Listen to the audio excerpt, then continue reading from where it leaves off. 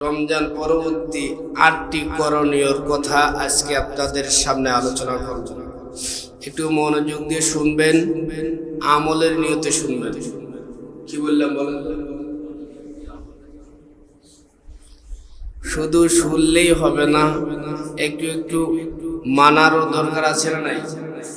আমরা শুনতে শুনতে ক্লান্ত হয়ে গেছি। আহা, কেউ শুনতে শুনতে যারা মানছে তো আল্লাহ রাব্বুল আলামিন তাদেরকে আবু বকর বানায় দিয়েছেন, আর শুধু শুনছে আর মানে নাই। তাহলে কি হইবে? ওয়াইদা কুরিয়াল কুরআন ফাসতামিউ লাহু ওয়া আনসিতু লাআল্লাকুম তুরহামুন।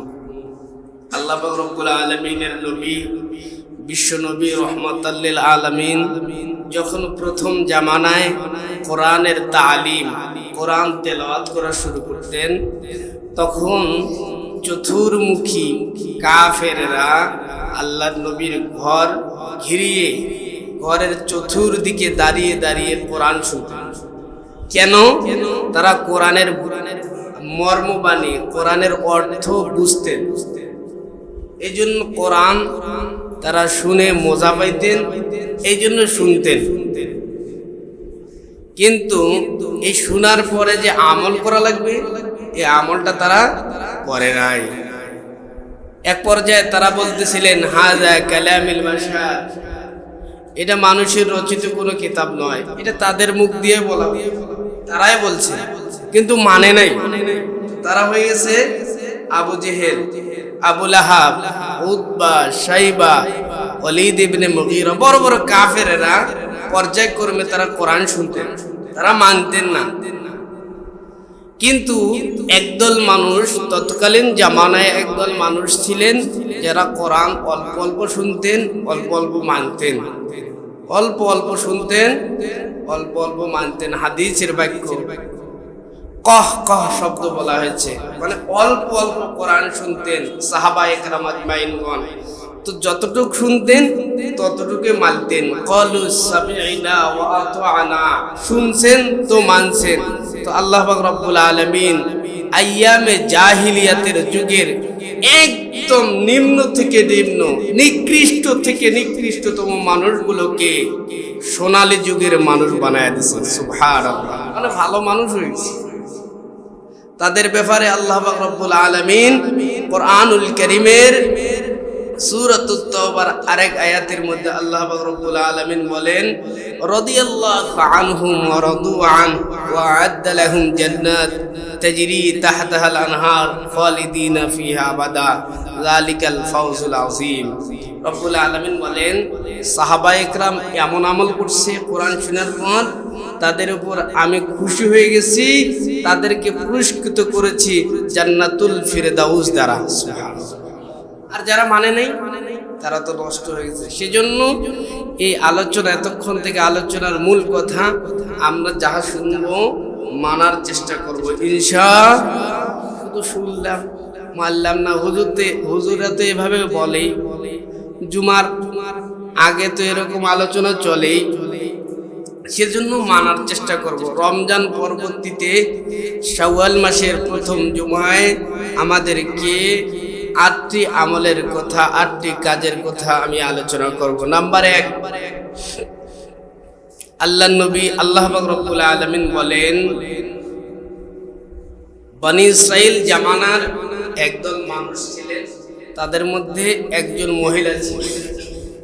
একটু ভালো করে শুনেন। বনি ইসরাইল জামানার একটা মহিলা ছিল, যে মহিলাটা হাত দিয়ে সুতা এটা পাকাইতো। কি করতো? পাকে একদম মজবুত করতো, একদম শক্ত, কেউ টানলো আর ছিঁড়তো না। এরকম অনেকগুলো সুতা এরকম করে হাত দিয়ে পাকাইতো। পাকানোর পর নিজের হাত দিয়ে আবার ওই সুতাগুলো কাটতো, নিজের হাত দিয়ে ওই সুতাগুলো কি করতো? কাটতো।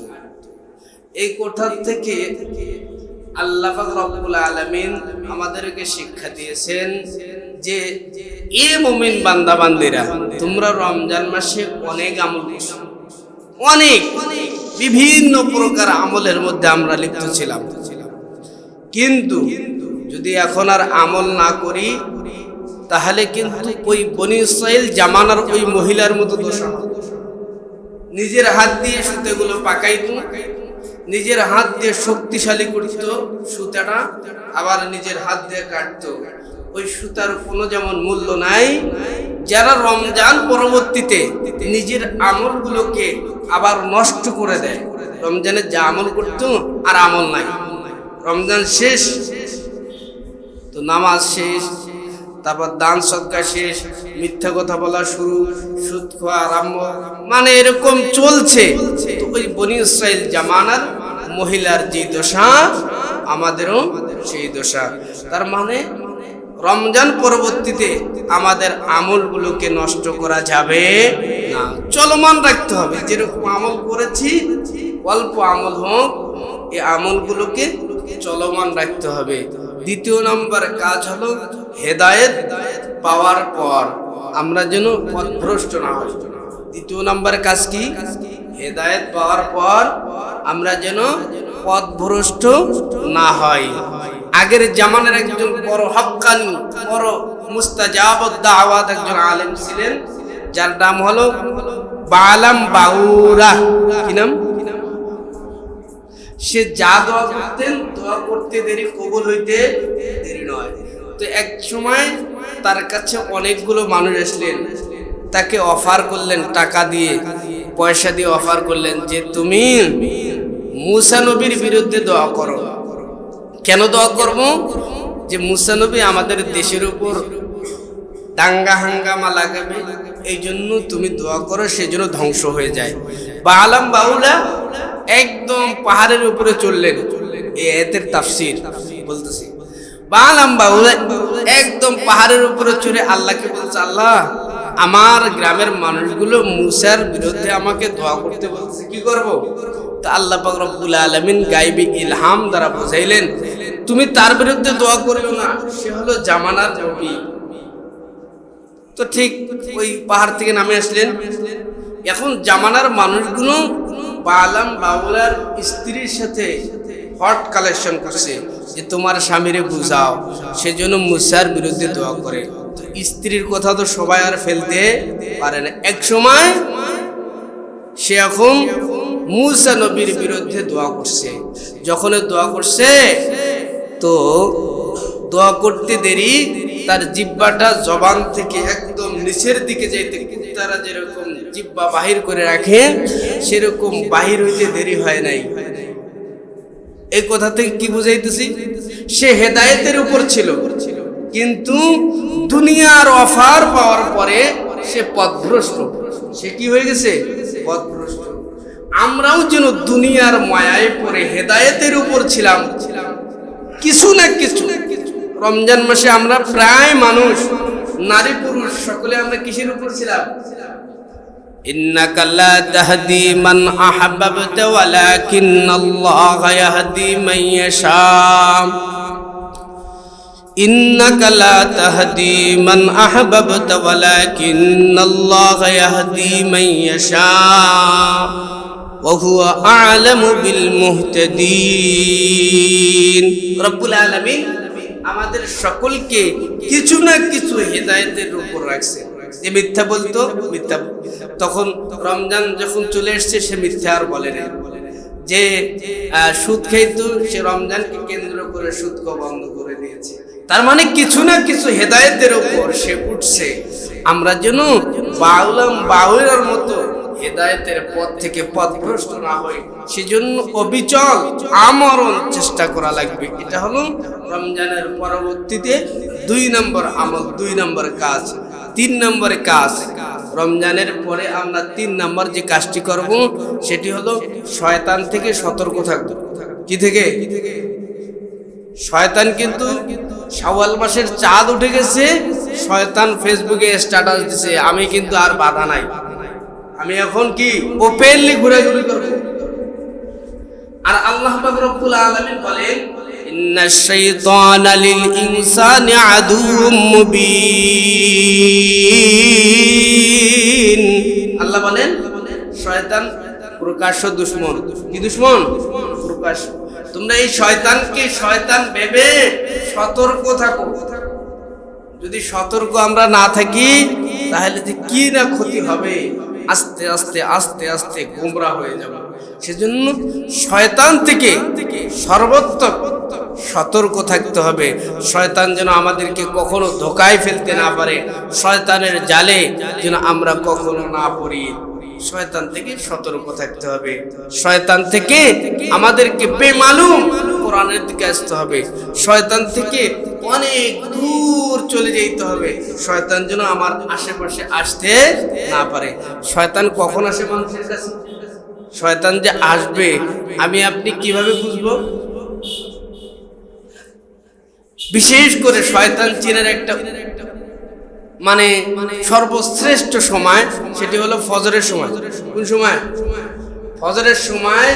যারা আমরা নামাজ পড়ি প্রায় মানুষ দেখবেন ফজরের সময় শয়তান এসে পাগুলো নাড়তে থাকে। আর ওই সময় কিন্তু ঘুমটা একটু বেশি হয়। ওই সময় কি হয়? ঘুম একটু বেশি ধরে। দেখবেন নামাজের সময় শেষ, ঘুমটা ভেঙে গেছে। সেজন্য শয়তান যখনই আপনি টের পাইলেন নামাজের সময়, আপনার আর কোনো কাজের দিকে খেয়াল নয়, আর কোনো ঘুমের দিকে খেয়াল নয়, সঙ্গে সঙ্গে আপনাকে আসতে হবে। দেখবেন শয়তান আপনার কাছে আসবে যে আপনি কিভাবে বুঝবেন?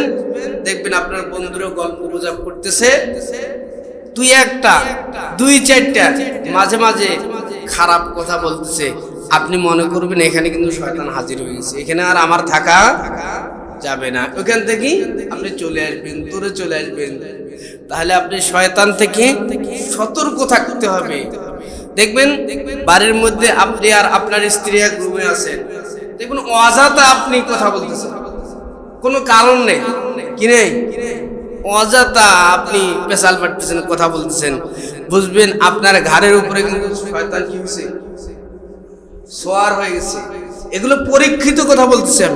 আমাদের হুজুররা যখন আমাদেরকে ক্লাস করাইতেন এগুলো পরীক্ষিত কথা বলতেন যে ইয়া আইয়ুহাল্লাযীনা আমানু, হে ঈমানদাররা। ঈমানদারের সংজ্ঞা বুঝাইতে গিয়ে শয়তানের সংজ্ঞাও ওখানে চলে আসছে। শয়তান যে আমার আপনার উপরে সোয়ার হবে আপনি কিভাবে তো বুঝবেন? এভাবে আপনি আর আপনার স্ত্রী যখন এক ঘরে আছেন, কোনো কথা বলার কারণ নাই, হাঁকা আন্দাজি আপনি পেশাল পাঠতেছেন, কথা বলতেছেন, সে সময় আপনি চুপ করে থাকবেন। মনে করবেন আপনার উপর শয়তান এখন সওয়ার হয়েছে, আপনাকে কি করা লাগবে? ইস্তিগফার। কি করা লাগবে? ইস্তিগফার করা লাগবে। নাহলে এক কথা দুই কথাতে অনেক কথা হয়ে যাবে। আল্লাহ পাক রব্বুল আলামিন আমাদের সকলকে বোঝার তৌফিক দান করেন। সকলে বলুন আমিন। 4 নম্বর আমল, 4 নম্বর রমজান পরবর্তীতে 4 নম্বর কাজ হলো নামাজ না ছাড়া। নামাজ কখনো না ছাড়া। যে কোনো আপনি পরিস্থিতিতে থাকেন, যে কোনো মুহূর্তে থাকেন, নামাজ ছাড়া যাবে। নামাজ যে ব্যক্তি ছাড়বে সে ধ্বংস হয়ে যাবে। এখন দেখবেন বিশেষ করে আল্লাহ পাক রব্বুল আলামিন বলেন হাফিজু আলাস সালাওয়াতি ওয়াস সালাতিল উসতা, হাফিজু আলাস সালাওয়াতি ওয়াস সালাতিল উসতা ওয়া কুমু লিল্লাহি কানিতিন। রব্বুল আলামিন বলেন হে আমার বান্দা বান্দিরা, তোমরা নামাজ সময় মতো আদায় করো, বিশেষ করে আসরের নামাজ। কোন নামাজ? আসরের নামাজ। আর আপনারা দেখবেন খেয়াল করে আসরের নামাজ, বিশেষ করে এই আসরের নামাজের সময় মুসল্লির সংখ্যা কম না বেশি? মনে হয় মসজিদে একটা গন্ডগোল লেগে গেছে, মসজিদে কেউ আসতেছে না, এরকম একটা অবস্থা আসরের সময়। কারণ যারা যুবক আছে তারা খেলতে চলে গেছে, যারা মুরব্বী আছে তারা বাজারে গেছে, এরকম ব্যস্ত। আল্লাহর নবী বলেন যারা আসরের নামাজ গুরুত্ব সহকারে আদায় করলো না তাদের উপর ধ্বংস অনিবার্য। অন্য অন্য নামাজ তো পড়তেই হবে, বিশেষ করে আসরের নামাজ আমাদেরকে গুরুত্ব সহকারে আমাদেরকে আদায় করা লাগবে। এখন তো রমজানও শেষ, নামাজ আছে? অধিকাংশ মানুষ নামাজ ছেড়ে দিয়েছে। কেন রে ভাই, নামাজটা ছাড়লেন কেন? তো আপনি যে পুরা মাস রোজা রাখলেন আর বুঝি নামাজ পড়া লাগবে না, এই দলিল কোথায় পাইলেন? কোরআন হাদিসের কোথাও নাই যে নামাজ কখনো মাফ হয়। নামাজ তো তাদের জন্য মাফ যারা পাগল। কি আপনি একদম মৃত্যুর পেটে শুয়ে আছেন, আপনার মাথা ঠিক আছে, তবুও নামাজ আপনার উপর ফরজ। আপনি একদম সাগরের উপর ভাসমান চলছে, নৌকা নাই, লঞ্চ নাই, কোনো কিছু নাই, নামাজে রক্ত হয়ে গেছে, তবুও নামাজ কি? তবুও নামাজ ইশারায় পড়বেন। কেমনে পড়ব? আপনি ওইভাবে পড়বেন। আপনার আল্লাহ এত বোকা না, আল্লাহ সব বুঝে। আল্লাহ কি বুঝে? সব বুঝে। আপনি কিভাবে, কোন কথা, কোন দিক দিয়ে, কোন ভাইলে চলতেছেন। অনেক মানুষ অনেক চালাকি করে চলে, ও বুঝাইতে চায় আমার চালাকি বুঝি, আল্লাহ বুঝে না। আল্লাহ বানাইছেন মানুষকে, আল্লাহর মানুষের চালাকি আল্লাহ বুঝে না। আল্লাহ সব কিছু বুঝে। একমাত্র তাদের জন্য নামাজ ছাড় যারা কি, যারা পাগল, মাথা ঠিক নাই, তারা ব্যতিরেকে, যাদের উপর নামাজ ফরজ হয়েছে, শিশু ব্যতিরেকে সকলের উপর নামাজ ফরজ সব সময় না, শুধু রমজান মাস? সবাই বলেন সব সময়।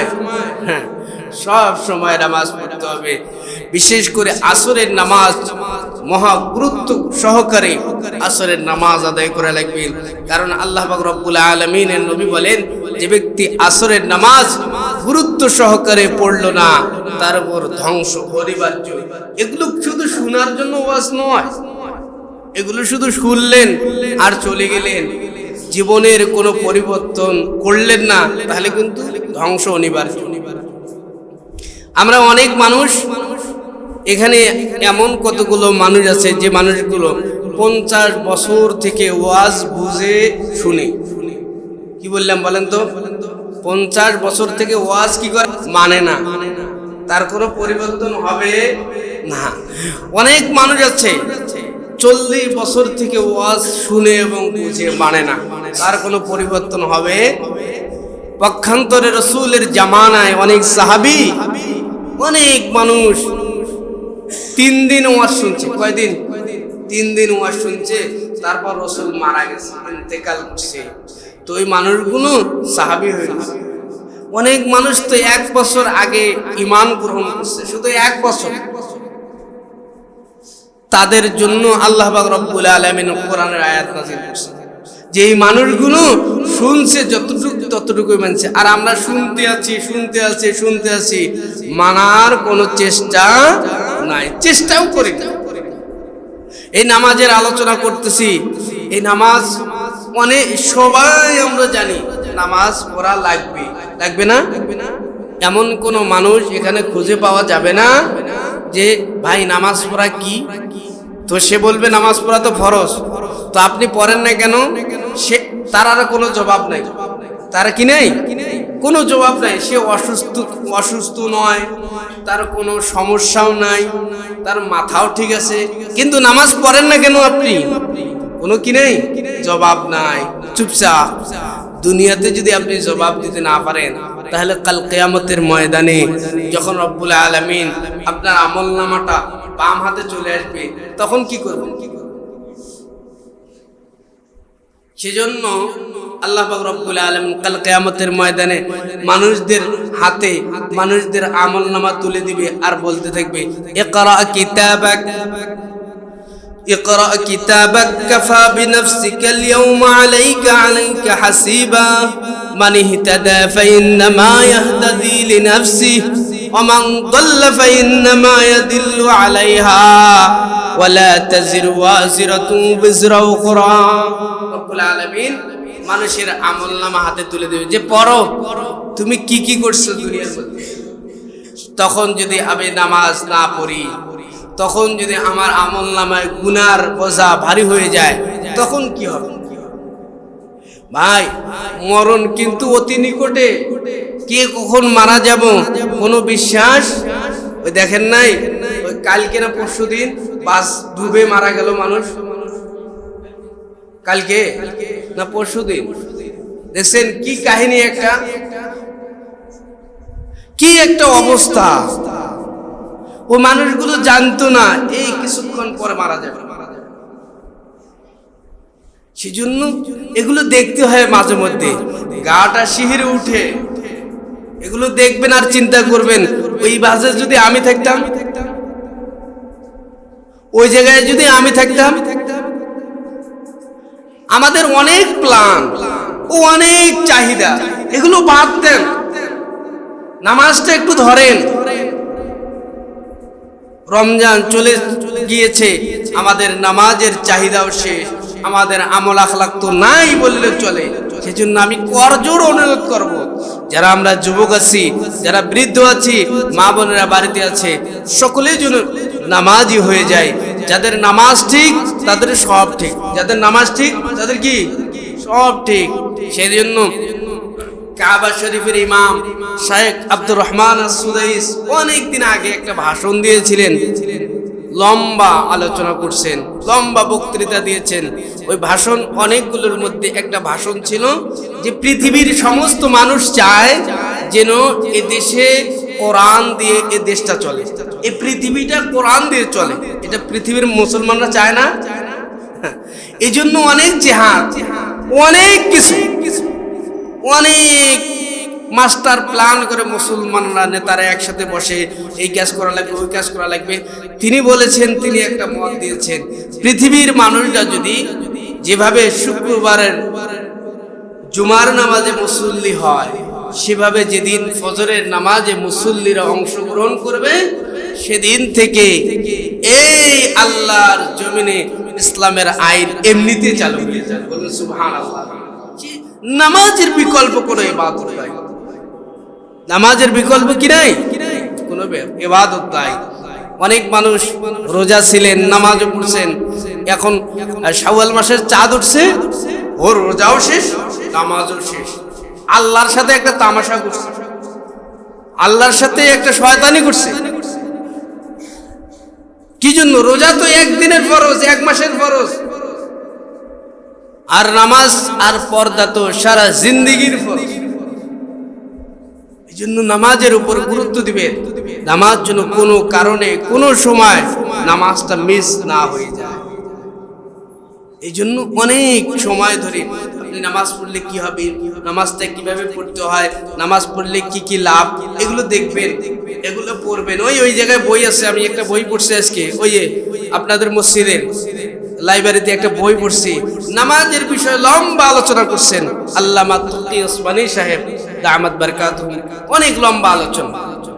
তো আল্লাহ পাক রব্বুল আলামিনও কোরআনের মধ্যে লম্বা আলোচনা করছে নামাজের বিষয়ে। কেন এত বেশি বলতেছি? তার মূল কারণ হলো রমজানের শেষ, অনেক মানুষ এমনিতে নামাজ ছেড়ে দিয়েছে। তো ভাই, আপনি মনে মনে ভাবতেছেন আল্লাহ বুঝি আপনার মনের খবর বুঝে না, আপনি অনেক চালাক, আপনি রমজান মাসে শুধু নামাজ পড়বেন আর নামাজ পড়বেন না, আল্লাহ বুঝি আপনারা ছাড় দিবে। এরকম সোজা আল্লাহরে ভাবিয়েন না, এরকম সোজা আল্লাহরে ভাবিয়েন না। আল্লাহ পাক রব্বুল আলামিন কোরআনুল কারীমের মধ্যে স্পষ্ট বলেছেন, লিমানিল মুলকুল ইয়াউম, লিমানিল মুলকুল ইয়াউম লিল্লাহিল ওয়াহিদিল কাহ্হার। এমন একটা সময় আসবে, এমন একটা দিন আসবে, আল্লাহ পাক রব্বুল আলামিন ওপেনলি ঘোষণা করবেন, লিমানিল মুলকুল ইয়াউম, এই আজকের দিনের রাজা কে আছো, আজকের দিনের ক্ষমতাধর কে আছো, সমস্ত মানুষদেরকে ওপেন ঘোষণা করবেন। আল্লাহ পাক রব্বুল আলামিন বলবেন, লিমানিল মুলকুল ইয়াউম, আজকের দিনে কে কার ক্ষমতা দেখাও। এখন তো দেখবেন যদি কোনো মানুষকে পুলিশ আটকায়, তো তার থেকে তার বড় অফিসার দিয়ে ফোন দিয়ে তাকে ছাড়িয়ে নেওয়ার ব্যবস্থা করা হয়। কিন্তু রব্বুল আলামিন এমন একটা সময় বলবেন, লিমানিল মুলকুল ইয়াউম, আজকে যে তোমাদেরকে আমি পাকড়াও করেছি, আজকে কে কার জন্য শাফাত করবে এরকম কেউ নাই। এ বান্দা বান্দিরা তোমরা শোনো, আমি সেদিন এমন এক নাম ঘোষণা করব, লিল্লাহিল ওয়াহিদিল কাহ্হার, আমার উপর কেউ আর ক্ষমতাধর নয়, আমার থেকে কেউ আর বেশি ক্ষমতাসীন মানুষ, কেউ আর বেশি ক্ষমতাসীন ক্ষমতার অধিকারী নাই। সেজন্য আমি রবকে ভয় করো, ভয় করে তোমরা নামাজ আদায় করো, নামাজ সময় মতো আদায় করো। যদি নামাজ এই সামান্য জীবনটা কত দিনের বলেন না, কয়দিন? যারা 60 বছর হায়াত পেয়েছি, আমরা পাইতেছি, পাবো, তারা দুনিয়াতে থাকবে, সুখ ভোগ করবে মাত্র 20টি বছর। কেমনে কি? একটা উদাহরণ দিলে আপনারা ভালোভাবে বুঝবেন। এই খেলা খেলতে খেলতে 20 বছর চলে যায়। এই এসএসসি পাস করতে আর ইন্টার পাস করতে কয় বছর চলে যায়? তখন কোনো সংসারের কোনো সামলা আসেনি, কোনো কিছু নাই। আর আপনি বাথরুম, প্রস্রাব আর ঘুম পাড়তে 20 বছর চলে যায়। যায় কি যায় না? আর থাকলো কয় বছর? যারা 60 বছর হায়াত পাই, থাকলো 20 বছর, এই অল্প টাইম। তবুও যদি আপনি আল্লাহকে আল্লাহর মতো না চিনেন, নামাজের মতো আদায় না করেন, 20টি বছর সামান্য সময় যদি আপনি আল্লাহ পাক রব্বুল আলামিন আমাকে আপনাকে পাঠাইছেন, আল্লাহর মতো যদি না চলেন, তাহলে আবাদুল আবাদ জিন্দেগি, বড় লং টাইম। যে জীবনের শুরু আছে, শেষ আছে।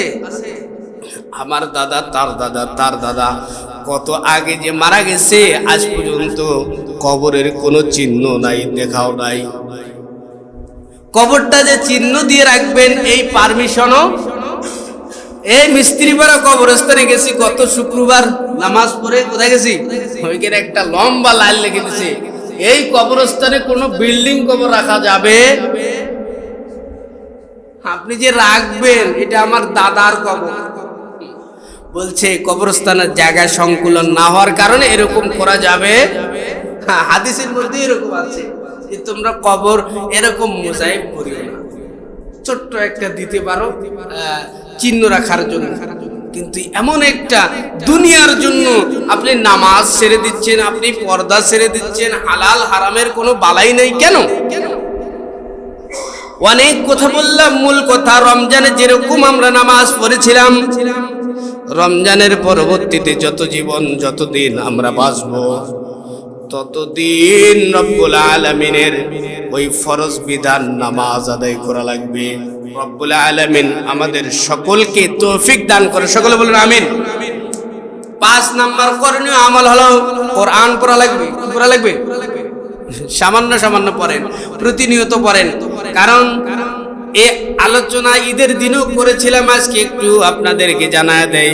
রব্বুল আলামিন বলেন, কাল কিয়ামতের ময়দানে কোরআন দাঁড়াবে, ইন্না হাদাল কুরআনা মাহজুরা। কোরআন দাঁড়িয়ে বলবে, আল্লাহ, আমি কোরআন ছিলাম তার বাড়িতে, অনেকগুলো কোরআন আমরা একসাথে ছিলাম, 10টা 15টা কোরআন আমরা একসাথে ছিলাম, শুধু রমজান মাসে পড়ছে আর হাত লাগায় নাই। আমাদেরকে মসজিদে দিয়ে এসেছে, আমাদেরকে মাদ্রাসায় দিয়ে এসেছে, ইন্না হাদাল কুরআনা মাহজুরা। এদেরকে আপনি ধরেন, আমাদেরকে মাজুর বানাইছে, আমাদেরকে পরিত্যক্ত ঘরে রেখেছিল, এদেরকে আপনি ধরেন, ধৈরা এদেরকে জাহান্নামে দেন। সেজন্য কোরআন বড় সাংঘাতিক কিতাব। কোরআনের সাথে ফাজলামি চলবে না, প্রতিনিয়ত একটু এক পৃষ্ঠা পড়েন।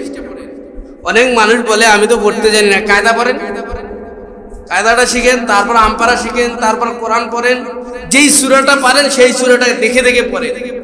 কোরআন আর আপনার চোখের সাথে একটা সম্পর্ক হয়ে যাক, কোরআনের সাথে আপনার চোখের একটা সম্পর্ক হয়ে যাক। আপনি কোরআন দেখে পড়েন, একটা সম্পর্ক হয়ে গেলে এই কোরআনের ওসিলায় রব্বুল আলামিন আপনারা মাফ করে দিবে। সুবহানাল্লাহ বলতে পারলেন না?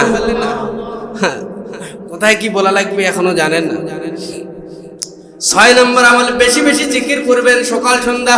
ওয়াসাব্বিহুহু বুকরাতান ওয়া আসীলা, ইয়া আইয়ুহাল্লাযীনা আমানু যিকুরুল্লাহ যিকরান কাসীরা।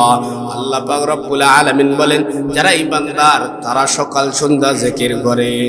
একটু 5 বার পড়েন সুবহানাল্লাহ, আলহামদুলিল্লাহ, আল্লাহু আকবার, 5 বার পড়েন। 10 বার পড়েন, সকাল সন্ধ্যা জিকির করেন, দুনিয়ার মহাব্বতে পড়ে আল্লাহকে ভুলে যায়েন না, আল্লাহ কিন্তু ধরবে। 7 নাম্বার, আপনি রমজানে যেভাবে আল্লাহ ওয়ালাদের সাথে মিল মোহাব্বত রেখেছেন, সেভাবে রমজানের পরেও আল্লাহ ওয়ালা মুত্তাকি পরহেজগারদের সাথে মিল রাখবেন, মোহাব্বত রাখবেন। কারণ রব্বুল আলামিন বলেন, ইয়া আইয়ুহাল্লাযীনা আমানুত্তাকুল্লাহ, ইয়া আইয়ুহাল্লাযীনা আমানুত্তাকুল্লাহ ওয়া কুনু মা'আস সাদিকিন। আল্লাহ পাক রব্বুল আলামিন রমজানে আমাদেরকে শিক্ষা দিয়েছেন, আমাদেরকে বানিয়েছিলেন মুত্তাকি তাকওয়াবান। আল্লাহ পাক রব্বুল আলামিন বলেন, তোমরা যদি রমজানের পরেও যদি তোমরা সত্যবাদীদের সাথে থাকো, চলাফেরা করো, তো রমজানের পরবর্তীতেও রব্বুল আলামিন তোমাদের নামটা মুত্তাকিনদের দফতরে লিখে রাখবেন। সুবহানাল্লাহ। রমজানের পরবর্তীতে আল্লাহ ওয়ালা মুত্তাকি কারে কয়, এটা অনেক বড় সাবজেক্ট। অকুনু মা'আস সাদিকিন, আল্লাহ বলেন অকুনু মা'আস সাদিকিন, তোমরা সত্যবাদীদের অন্তর্ভুক্ত হয়ে যাও। যাকে দেখলে আল্লাহ ওয়ালা মনে হয়, যার পিছে কিছুদিন ঘুরলে যে মানুষটা মিথ্যা বলে না, এই মানুষটা তাকওয়াবান, এই মানুষটা আল্লাহকে ভয় করে, এই মানুষটা কোনোদিন কোনো খারাপ কাজের সাথে জড়িত নয়, এরকম মানুষদের সাথে সঙ্গ দিবেন, এইরকম মানুষদের সাথে হাত লাগাবেন, মুসাফা করবেন, এইরকম মানুষদের সাথে আপনি চলাফেরা করবেন।